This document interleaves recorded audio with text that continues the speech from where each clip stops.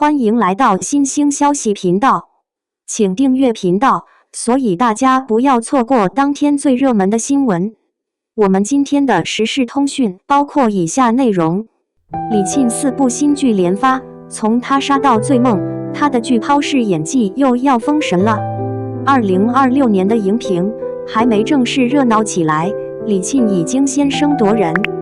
當不少同齡女演員還在為轉型、資源和定位反覆試探時，李沁卻用一種近乎悄無聲息的方式，完成了一次極其漂亮的排兵布陣4部題材、氣質、受眾完全不同的待播劇，幾乎覆蓋了當前電視劇市場的全部核心賽道：懸疑、奇幻、現實主義、古裝情感，不是簡單的量多，而是每一部都精準踩在導演與觀眾的審美點上。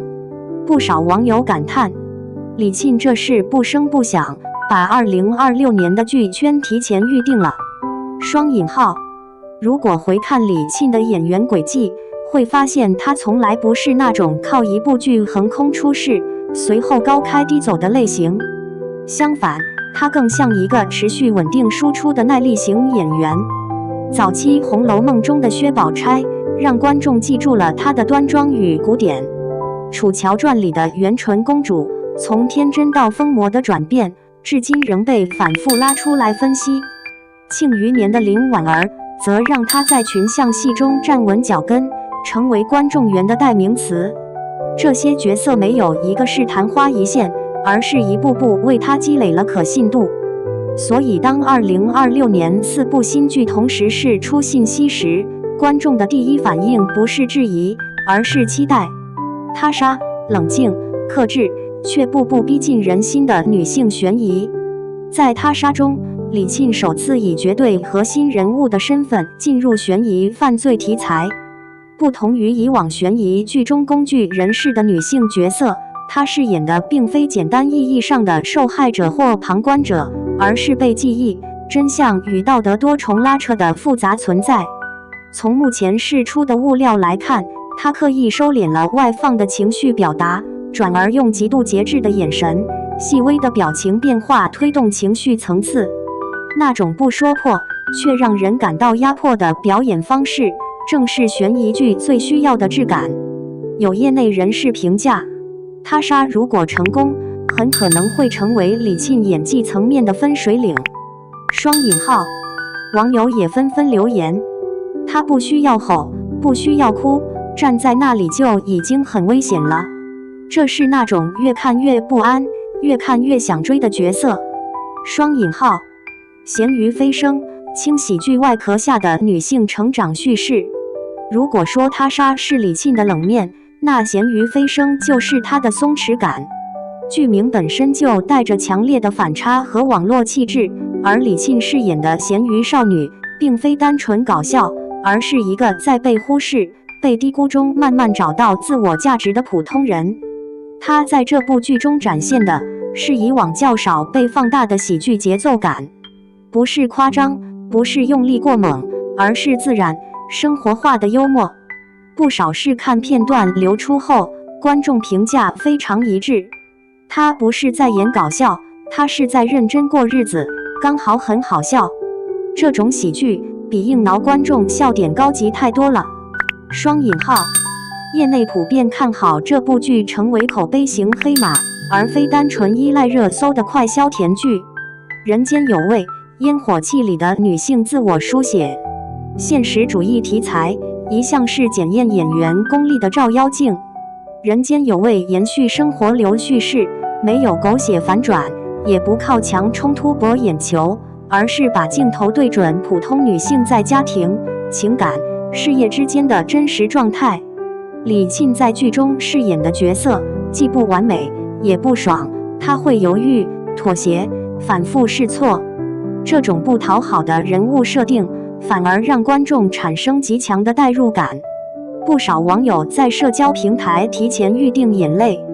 李沁太適合演這種角色了，她的情緒從來不浮在表面，看她演戲，總覺得是生活在鏡頭裡流動。醉夢，古風美學與情感深度的雙重回歸。說到古裝，李沁幾乎是公認的安全牌。但《醉夢》並非單純重複他以往的古裝形象，而是加入了夢境、宿命與時間交錯的敘事結構，對情感表達提出了更高要求。他飾演的角色既有外在的柔美，又承擔着極其沉重的情感命運。不是一味的美，而是用克制和隱忍堆疊情緒重量。粉絲評價一句話總結得很到位：他一回頭就已經是一個故事。雙引號，答案其實很簡單，穩定、可信、可塑性極強。他的劇拋臉並非靠妝造，而是源於對角色內核的精準理解。他的職業態度也被業內視為風險最低的選擇，不炒作，不立人設，不消費私生活。他把所有曝光都交給作品本身。一位合作過的導演曾私下評價，李沁最大的優點是他永遠在想角色需要什麼，而不是我需要什麼。隨着4部劇消息陸續曝光，評論區幾乎被一種情緒佔據，安心感。看到李沁就知道這部劇至少不會塌。他不是熱搜體質，但每次出現都很耐看，不搶風頭，卻總能留在記憶裡。雙引號，也有不少觀眾感慨，原來演員真的可以不靠話題，靠角色走這麼遠。雙引號，從行業視角來看，李沁2026年的4部待播劇幾乎精準覆蓋了當前電視劇市場的4大核心需求：懸疑向內容升級他殺，滿足觀眾對高密度敘事與深度女性角色的期待；輕喜奇幻減壓需求，鹹魚飛升，迎合年輕觀眾碎片化娛樂趨勢；現實主義情感共鳴，人間有味，穩住家庭劇與都市劇的基本盤；古裝情感審美回潮，醉夢持續吸引忠實古裝受眾。更重要的是，李沁並非被動匹配，而是天然適配。他既沒有被某一類型牢牢框死，也沒有為了轉型而強行去標籤化。相反，他是在每一種題材中找到角色與自身氣質的最大交集，再通過表演完成升級。有業內制片人直言，李沁是少數不需要賭的女演員。她不是爆點型，但她很穩，穩到你敢把核心角色交給她。雙引號，很多觀眾用劇拋臉來形容李沁，但實際上她的變化並不只停留在外形層面。仔細觀察會發現，她在不同作品中說話節奏、肢體習慣、情緒釋放方式都存在明顯差異。這種差異不是為了看起來不一樣，而是從人物邏輯出發的自然結果。例如，他殺中，他的表達趨於收縮，情緒更多內化；鹹魚飛升中，節奏明顯放鬆，甚至帶着一點生活裡的笨拙感。人間有味中，他刻意保留情緒的停頓與猶豫；醉夢中，則回歸高度詩意化的情感表達。有表演老師評價他，李沁的表演是從人物怎麼活着開始，而不是從我要怎麼演開始。雙引號，在流量更新極快的環境裡，耐心成了一種稀缺品。但李沁恰恰是那種讓觀眾願意慢慢看、反復看的演員。評論區中有這樣一條高讚留言：李沁的戲不是第一眼驚豔，但越看越離不開。雙引號，還有觀眾總結得更直接，他的戲不吵人，很安靜，但很有力量。雙引號，這種後勁在當下顯得尤為珍貴。隨着4部新劇物料持續釋出，關於李沁的討論逐漸從他又有新劇了，轉向了他這一年可能真的要迎來高峰了。雙引號，網友評論不斷刷屏。終於等到李沁被市場全面看見的一年，他不是突然變強，是大家終於發現他一直很強。4部劇4種風格，這才叫演員的底氣。不營銷大女主，但每一部都站得住。雙引號，甚至有粉絲半開玩笑地說：“2026年，我的追劇行程已經被李沁承包了。”雙引號。